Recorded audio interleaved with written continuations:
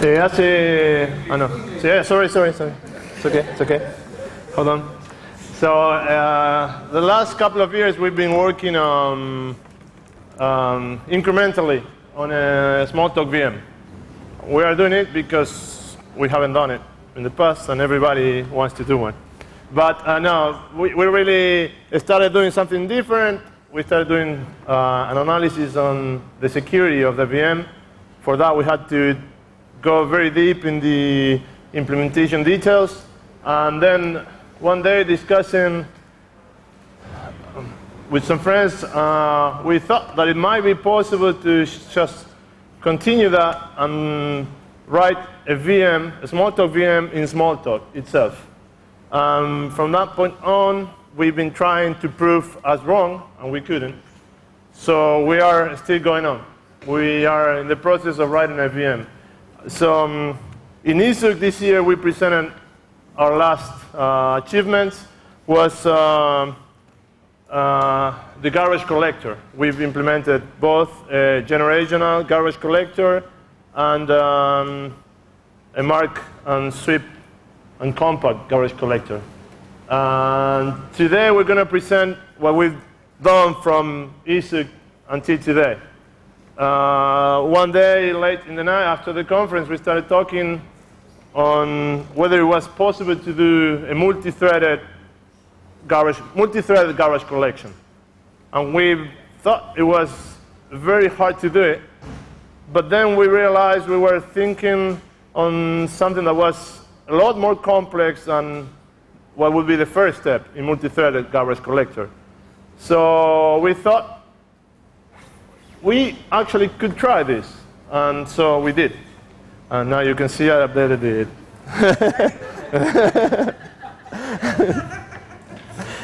So what we're going to present today is how far we got in doing multi-threaded garbage collection. First, a little bit of introduction for those who have not seen our previous presentations. We are using a Smalltalk VM to develop a Smalltalk program.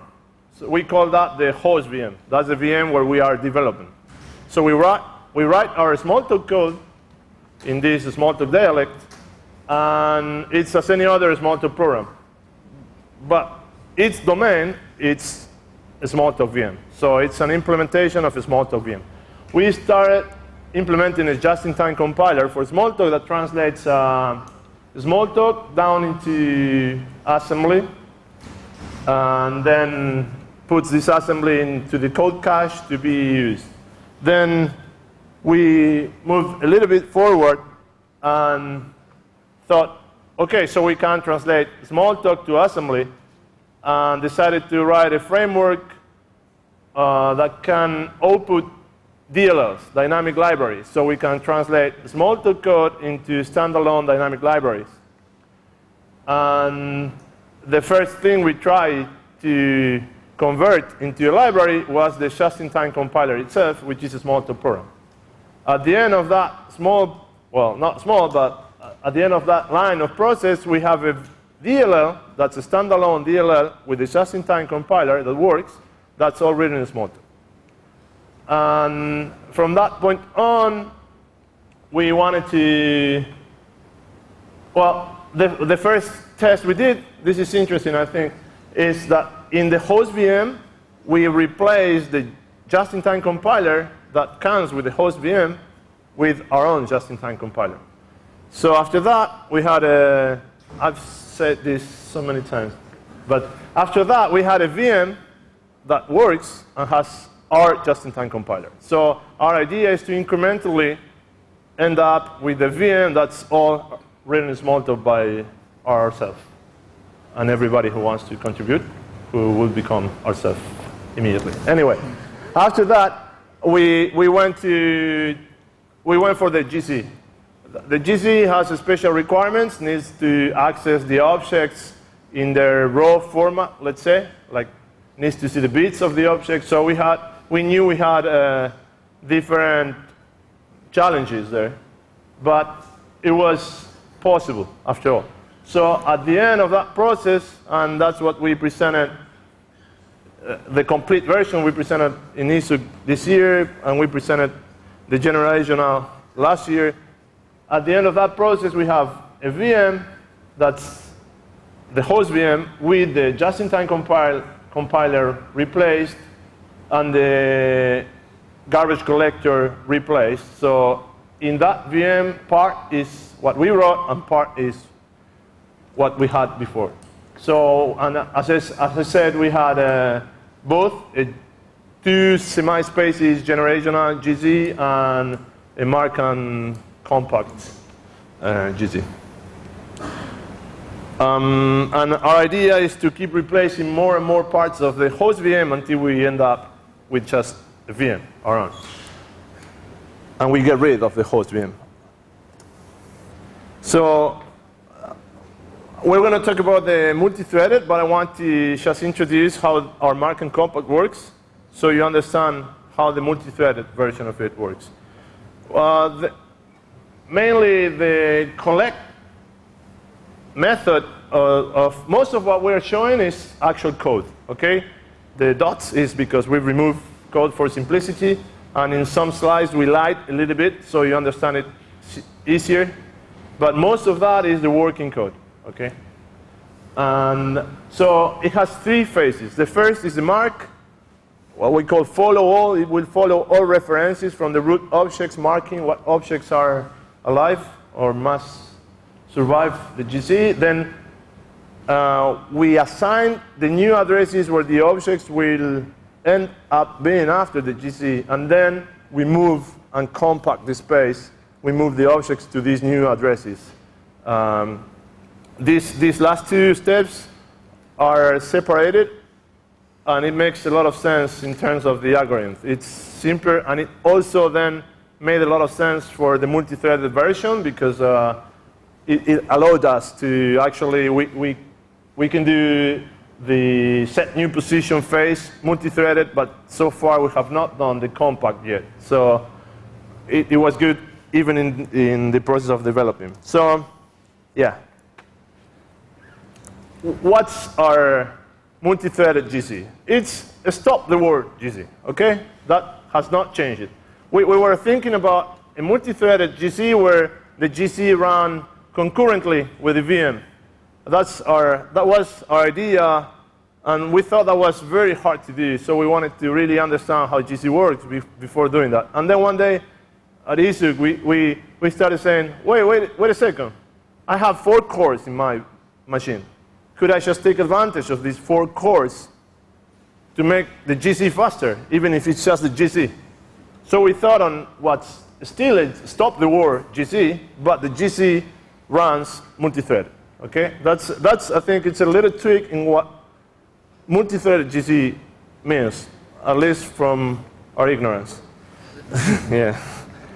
So it's basically many threads take care of the GC, and we want to make it as much lock-free as possible, of course. So the mark phase, they start following the roots. The roots is this star. Follows one reference and marks it as seen. This message thread with @ we're going to see it later, but just now assume it's marking the object as the object it's already seen, like the GC passed through it already. So it continues. At some point, the parenthesis means that it has to save the state. It pushes the state because it's going depth first. Okay, it's a depth first algorithm. So it pushes the state so it can retake where it left before. So when it goes one step deeper, it pushes the state. So it keeps going with the roots. This one was already seen, so it doesn't have to follow that reference. Okay, it's just painting the graph. It's a regular deep first algorithm. Okay. In this code, this is the first version we had. Today it's not implemented like that. It's a recursive implementation where this message follow, count, starting at calls itself. We later replaced that recursive algorithm with reified stack, if you want. We have a stack object where we push the state. But in this one, it was actually the first implementation, and it did work. It's recursive. Yeah, we are using the recursion version because it's easier to understand, and there is nothing special in using some stacks. Right, it's just for showing you this is simpler. Right. Yeah, that's true. So the algorithm continues painting the graph and recurses, okay? So any questions about that? The mark phase is pretty much a simple depth first algorithm that goes around painting the objects, marking the objects that are already seen. So for the first subpart of the GC that we worked to make multi-threaded, well, for the other one, the other is also the same idea. We make a partition of the object space. So in this graph, we paint some objects as blue, or that color, cyan, and then we paint some other objects as yellow, maybe. So we make a partition of the space. This partition, this is the idea of the object. This partition is something that can be computed only based on the OOP of the object, because we want to be able to compute it without going to memory. Just as I see a reference, I need to know whether the object is in one partition or the other. And this allows us to have as many partitions as we have. So here it's kind of obvious. The OOP is the address. We take some significant bits of the OOP and take that modulus the number of followers. Each follower is a thread. So as many threads as we have, we take modulus that. And this is actual code. Okay? Yeah, well, actually, a follower is an object and is related with a thread. It's not a thread, but okay.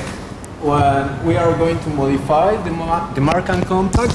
So we change the follow count, and instead of calling recursively to itself, we just send the object to the organizer, which is a new object. Okay, we extend the collaborators of the mark and compact, so we add the organizer and the relocators and the followers, which are those are the objects that do the threading.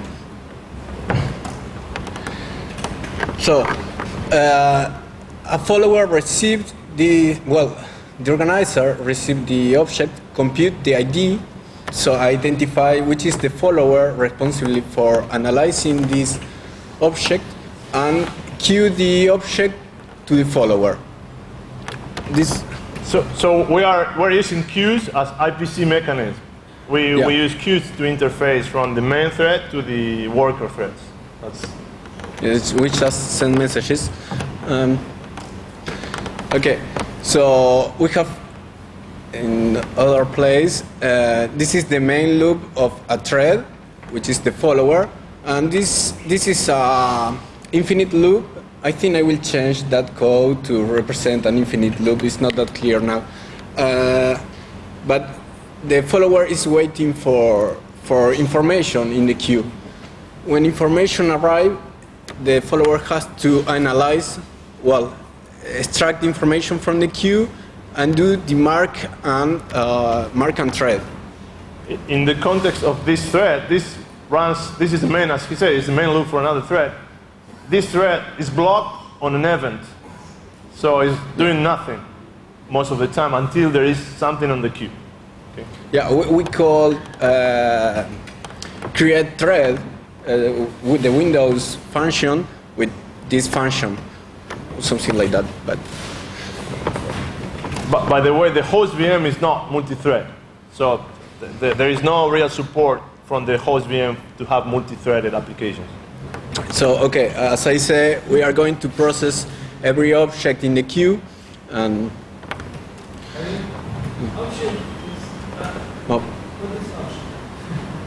yeah. Leftover. No, it was a temporary variable where we popped the object, but we simplified the code and forgot to remove this thread. There is an implementation thing. Our queue do not hold order, so we can only put one object meaningful. We can put object and reference, so we use the address of the reference, but just think as object and reference. Yeah, well, here you should this should be. Let me actually, if you want, it would be something like. It's not actually like that, but it would be something like reference, dereference. Okay. Yeah. We push the reference to the object. We need the two things, the object and the referring address. So we only push the reference and then dereference it inside here, because we want to enqueue something in an atomic operation. So we only enqueue one thing. Yeah. So we only enqueue the reference. Actually, the reference is an artifact because there is no thing like a reference. The reference is an index in an object. So it's just a memory address. Yeah, it's a memory address. So we are going to do the mark and follow. We can read that code from the bottom because it's easier to understand. First, we are going to thread an object with a reference. And remember, we're going to go back to that, but threading, it's marking it as seen. Okay? We're marking it as already seen. Yeah, we are using thread in two different sense here. Sorry, but I think it's quite correct. And then we are going, if the object has never been seen, we are going to follow every slot in the object because we want to do that. We want to follow all the objects, and we are going to do that somehow very recursively. But I want to go back. Okay, here I want to point out this is that we are actually writing things in the object space. We are writing in the object and the reference.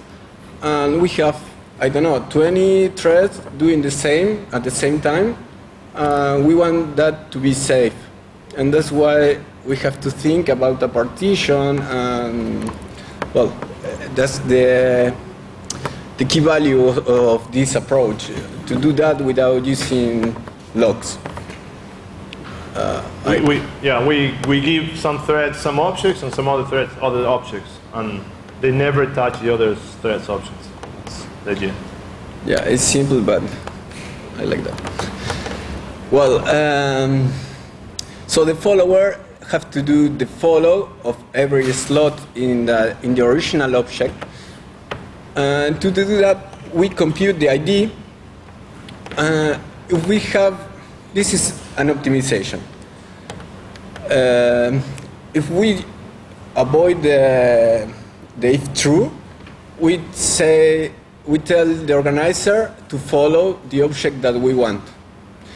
But to queue some object that we are going to process, that's kind of useless. We can do that. So we check if the follower that has to manage the object is the same that is actually managing.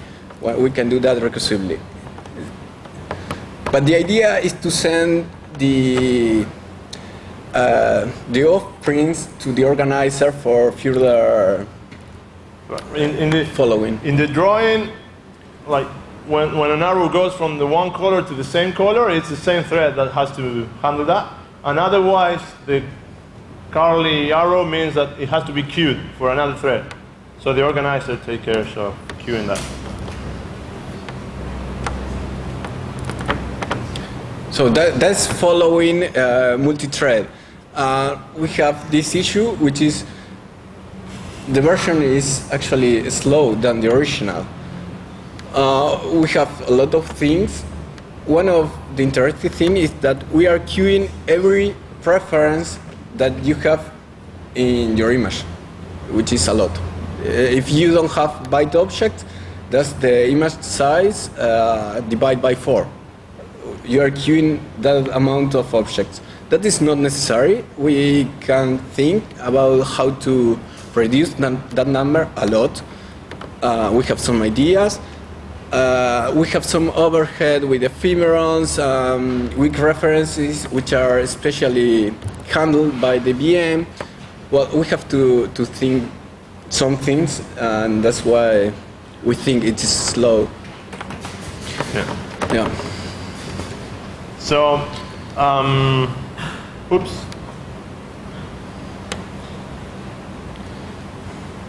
Hello. Okay, so the mark phase, as we just explained, can be done multi-threaded without much, without locking mostly. The only locking we still have is when the queues need to grow, but that's slower not only because of the locking, because also allocating more memory and stuff. So we need to solve that. Our idea is that if there are more threads doing the same thing, or all the load is shared among the threads, we should see an improvement in speed. But so far we're not. Anyway, and then this was the mark phase. Remember, the following the graph. Now we're going to go for the next phase, that's assigning the new addresses to all the objects. So the previous phase is a graph algorithm. That first algorithm, this one is a linear algorithm going from one, how do you say that, like bottom of the memory to the top, and linearly, and checking each object to see if it was marked or not, and it's accumulating the addresses, but not counting the objects that are free. So one pointer moves faster than the other. Whenever there's a free object, the next available address is not incremented. Okay? We will see the code. We will see the code for doing that. But then we realized that during the, oops, this is, oh yeah, actually, I was going ahead.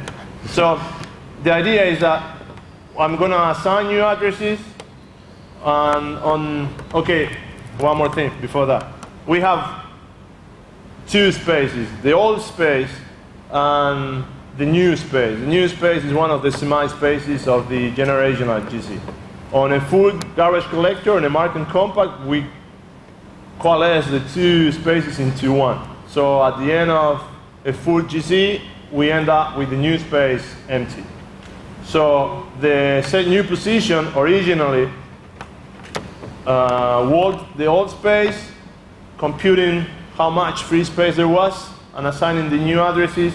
And then after that, went for the new space, assigning the new addresses, and then it cleared the new space. Okay? And then after setting the new position, there comes a compact phase where the bytes are actually moved. This is previous to that. Okay? So again, for a multi-threaded mark and compact, we need to make a partition of the space.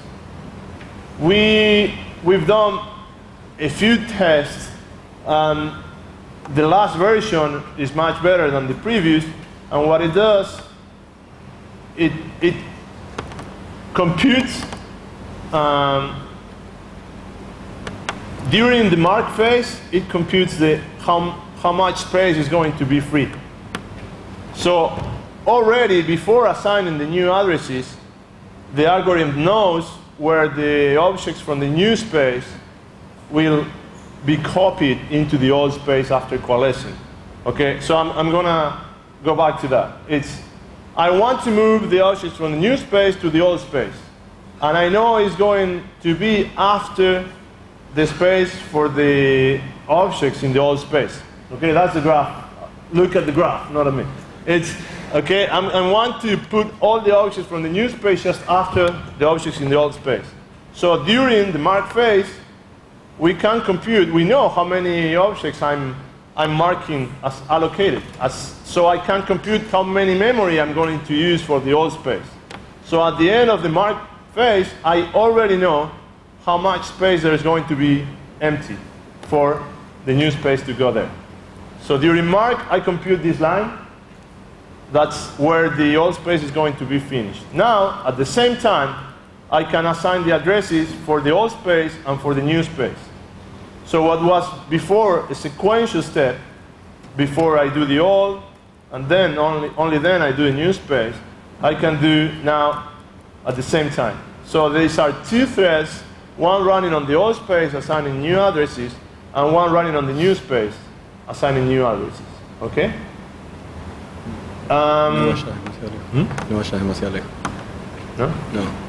Okay. So after assigning the new addresses, the algorithm compacts everything, and we start from scratch again with an empty new space. There are objects that need to go away and go back. Okay? The previous version to this was a little bit different. It left a gap in the old space between where the objects from the new space are going to be copied on the old space. So it took us 2 cycles to actually coalesce all the objects, and in every cycle we created a new gap. But that was not a waste of memory, because that gap went away after 2 cycles.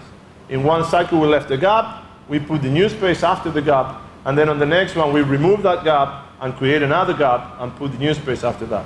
But then we realized that we didn't need the gap, because we could compute how many space we're going to need for the old space. Yeah, there is a fun trick, which is the gap is only an object with some valid method dictionary, and everything works, and that's perfect. And also, it's kind of, I think the performance could be better than this particular version, because we don't have to compute anything. We don't need any extra information. So, any questions on this? Because I'm going to go one step beyond.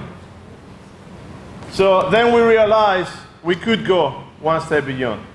And we actually wanted to do that from start, but we didn't know how to do it. ¿Está después? ¿En la mitad? Okay, so we're going to see it later.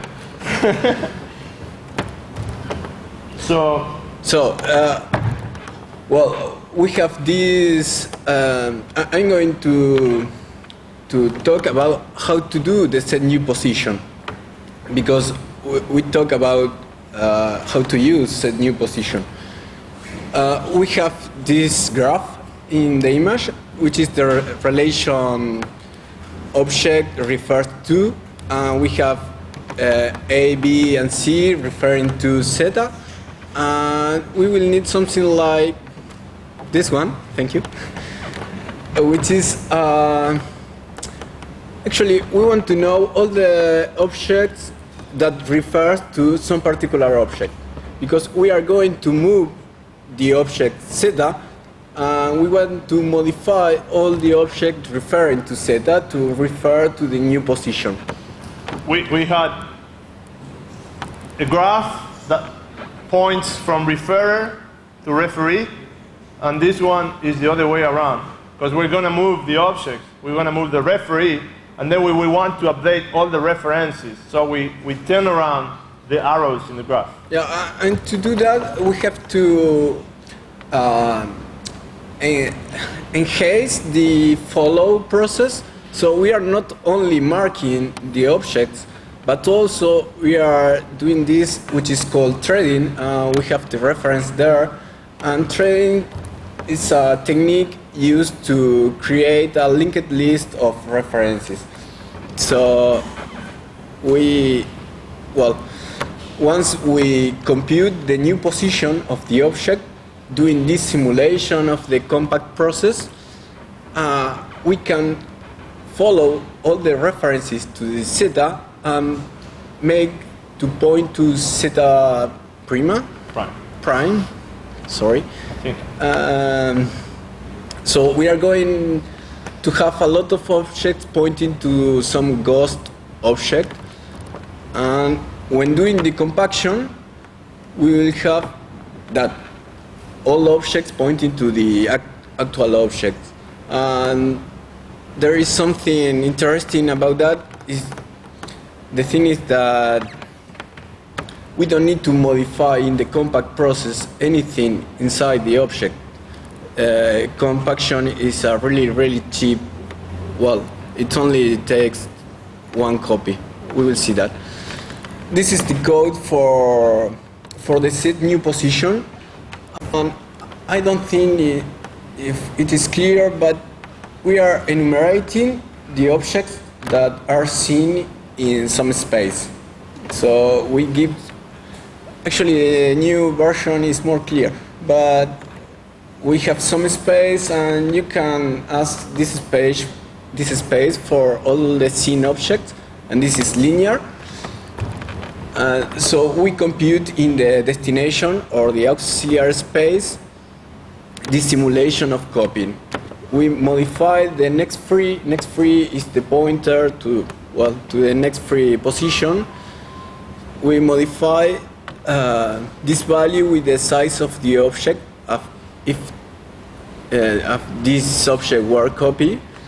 So we know where the next object is going to be, and we have to follow all the references to the object and use the computed address to point. And this is like I'm following and threading the linked list. Can I see right? No. So, yeah. This actually is where we patch the references to point to the new position. We write into memory the new position of the object. So we have a loop that goes through every reference for each object. That's this small loop here. Yep. We have those under primitives. Well. Yeah. This is kind of a continuation of so many presentations we've done, and all the others are online, where we go deeper into these details. The things in red are what we call under primitives, and it's like the basic atomic actions to access the objects. Okay. So, well, to do set new position, a trading version of set new position, we can do that, which is we compute. Okay. No. Okay, so this is what we were saying. Is here is where we queue where the workers, the two workers, for set new position we only have two threads, and we tell one to reposition the first half of the old space. Remember, I said before that. Yeah. Sorry. No. Yeah, this is what we explained before. It's the worker one repositions the old space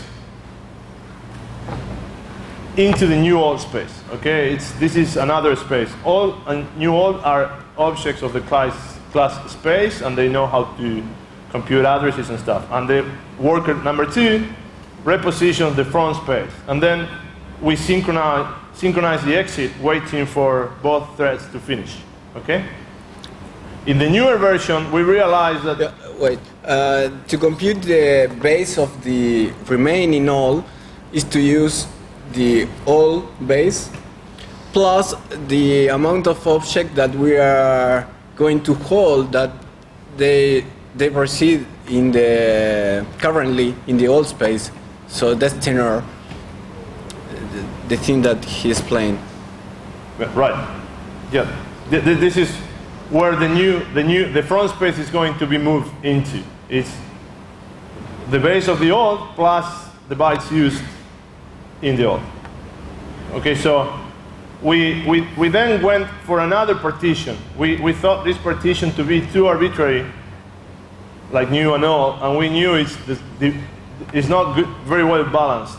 So we went for another partition, and it's a partition where it's half of the old space is done in one worker thread, and then the other half of the old space and the whole front space is all done on the other thread. So with this new version, it's very well balanced, and we're going to see later how pretty much half of the objects are treated by each thread. And this version is actually faster. Right? Yeah. This one is faster than with just one thread. I think that Well, this is the no. Well, this is the thread side. The only thing that we have to do is to take some source, which is the old space, and scene object 2 reposition block. And we have to do that because we found that instantiation. Yeah, this is block actually interesting. It was a thread bug he was trying to hunt for quite some time, and we realized that instantiating a block, not evaluating, instantiating a block, like when you push a block closure, is not thread safe. Yeah. Because there is a call to new to create a new instance of the block closure. A shallow copy. And and that's a shallow copy, and there are no locks. So what we do is we prepare the blocks that we're going to use before switching into multi-threaded mode, and since they are static blocks, we create the blocks ahead of time and then just use them. Okay, so we have to, that's a detail on doing multi-threaded Smalltalk that we've never seen before. Well, we've never seen before. So let's go for the demo.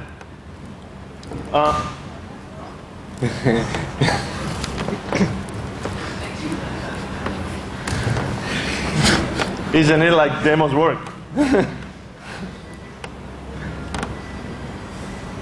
Okay, so what we're gonna do is, this is the host VM, okay? I'm gonna load a chain set with some code. It's not too much.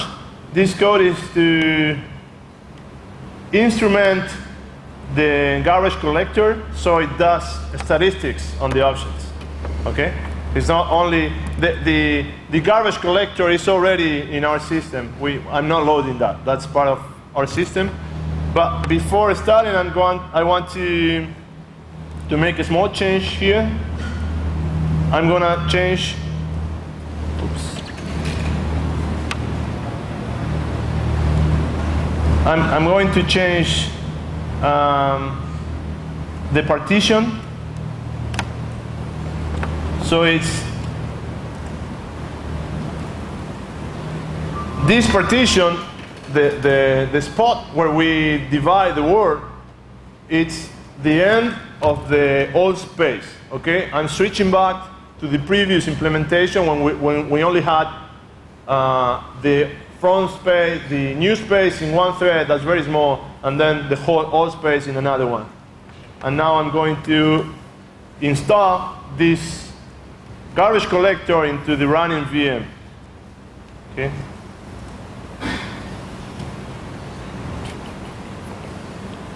It's just built the DLL from Smalltalk. It grabbed the Smalltalk bytecode, transformed that into assembly, and built the DLL, wrote the DLL, load the DLL, and patch the host VM to use our garbage collector. Well, it is doing more things than that. Okay. Yeah. So now I get the stats. The stats is nothing right now because the garbage collector has not run yet. So now I force the garbage collector and get the stats again. It's the first few are just meaningful. This one is, I don't know what. This other two is the number he knows. Yeah, it's a VM array, and 2 is the next array. 2 is the size of the array, actually. Okay. So this is the number of objects that were treated in one of the threads, and this is the number of objects that were treated in the other thread. Okay. So I'm going to do it again, and it's pretty much the same number. It's pretty regular. So let's just go back to the previous version. I don't need to do I mean, I might actually. The system, the Smalltalk you are seeing now has our GC running. Okay, the GC in the system is on, while the rest of the system is not.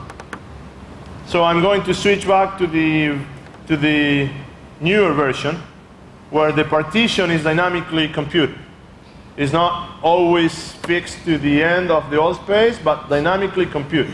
So during one GC, I compute the partition for the next one that we want to put pretty much half the way through the old space. Okay? So I'm going to use this version of the code. Let's see if it's there. And let's install the new GC.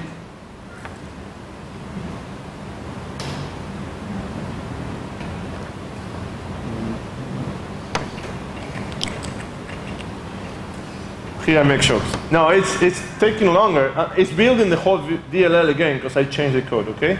And it takes, it takes longer because it's our GC that's running, and it's slower than the GC in the host VM. Okay. So let's do the stats again. And again, the first time it's an empty array because there was no GC so far. And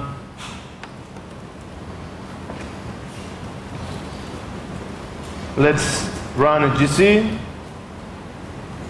And the partition is not very good, okay? Because it's the first one. Let's do it again. I say that on one GC, I compute the partition to the next GC. Now it's a little bit better. And if I do it again, it kind of stabilizes. And from now on, it's pretty much very well balanced. And this, when we change this, actually had a very big impact on the final speed of the GC, right? Because it's half of the work done by 2 independent threads in a 4-cores computer. Yeah, also we are showing the amount of objects, but we have to think on the size of those objects because we split by size, not by the amount. Right, but by size it might actually be better balanced. Yeah. This is just the count of objects.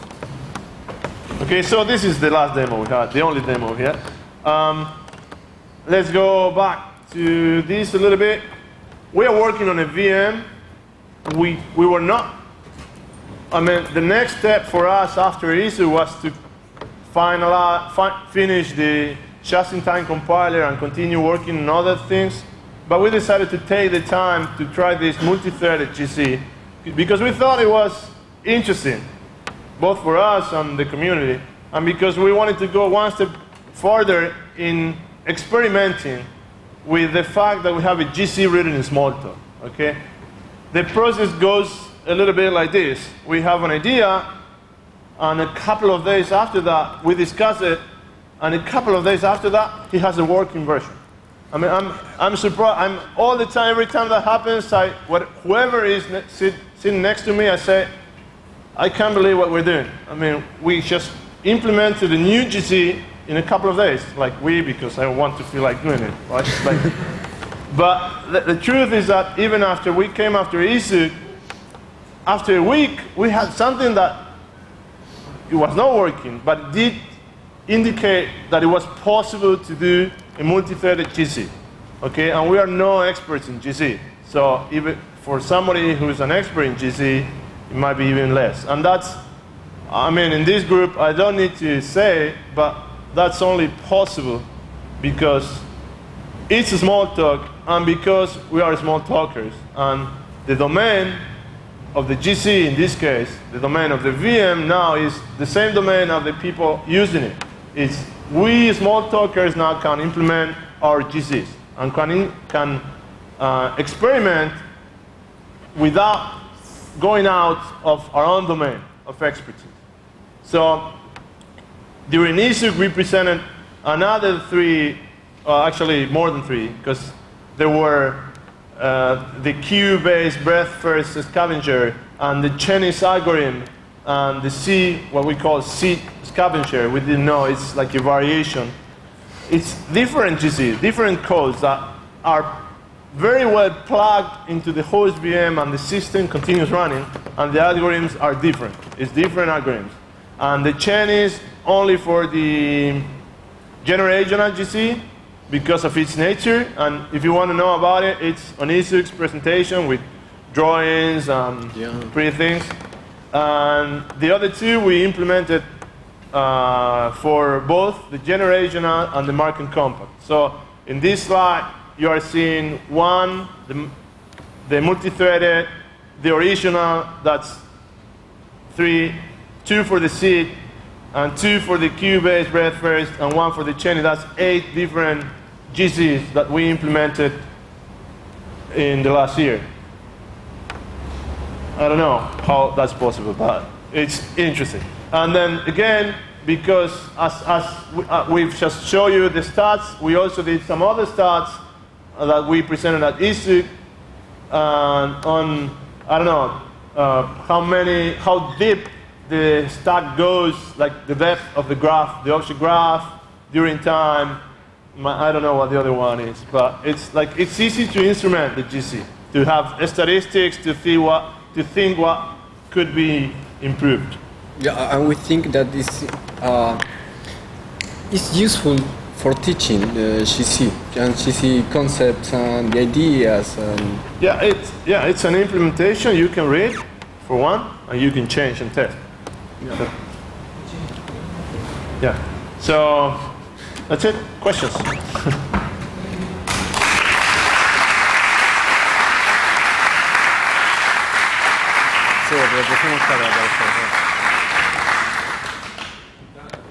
There's a question. Is it possible to debug Yeah, we died. Well, some of the code we need to debug natively, and we have ideas on how to debug it in Smalltalk, but we do need to do some sort of simulator for the GC. Like the just-in-time compiler, you can just debug it. It's regular Smalltalk code, and it's the same code as translated. The just-in-time compiler, you can debug it step by step. That's regular code. The GC touches objects, and since it touches objects in the same image is running, it'll leave the objects in a non-consistent state. So we need to do some sort of simulator or a space where the GC works, but it's not the real space. And we have not done that yet. Yeah, but you can write tests for a lot of things, which is we do have lots of tests. Trivial. Lots of tests for the GC. That is not trivial. Even some tests for the multi-thread thing, like they are not run conditions. Whatever. Race conditions. Thank you. So we do have lots of tests. Debugging is a little bit different for the GC. Yeah. Arnaud, you had a question? Yeah, I understand when you talk about the multi-threading, because GC is a generation strategy. GC the one that you are working on? No, it's only mark and sweep. Okay. Which is the full GC. Okay. So there is no multi-threading for the strategy? No. We have not worked on that yet, but the generational does not take on. So it's really fast. It's really, really fast. We just seen it's a couple of hundred objects. Oh, that's because on every full GC, we coalesce the two spaces into just one. And we make the new space, we empty the new space. So the full GC works in both places. That's right. Any other questions? Hi. You have now objects collecting the garbage and creating new objects. How do you deal with that? We have, well, we don't create garbage in our garbage collector, but if we have to, we have a particular space which is dropped at the end of the garbage collector, which is a local space.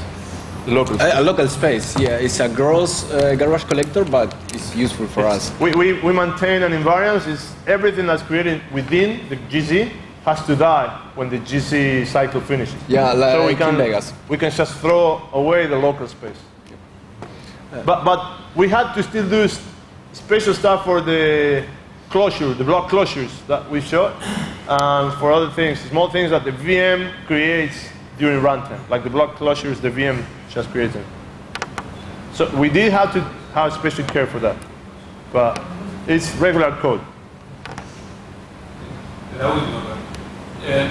But when you create that space for the block closures, how can you realize statically how many frames for the block closures are going to need? Because you may know there are 4 block closures, but... For the block closures, we don't use the local space. For the block closures, we use the regular space. And these objects will be created at the end of the old space. Okay. At the end of the front, at the end of the new space. Okay. Okay? This is, if you want to see... You told us that you initialize them before running into the so right. How do you know how many? No, it's something like this. I change at the beginning of the garbage collector, the from space to point to the 2 space. We have 2 spaces to the second space. So flip. Yep, to the flip. We create objects. We do shallow copy regularly, and at the end of the garbage collector, we change the from space to a new one, and everything is cleaned out. There is no need. No, okay. The blocks we're using do not have an environment context. These blocks do not need an environment context because how they are. So it doesn't matter. The depth of the stack does not matter. Yeah. But no, porque si no tendríamos el race. No eso, pero tendríamos el race. está aprendiendo. Listo.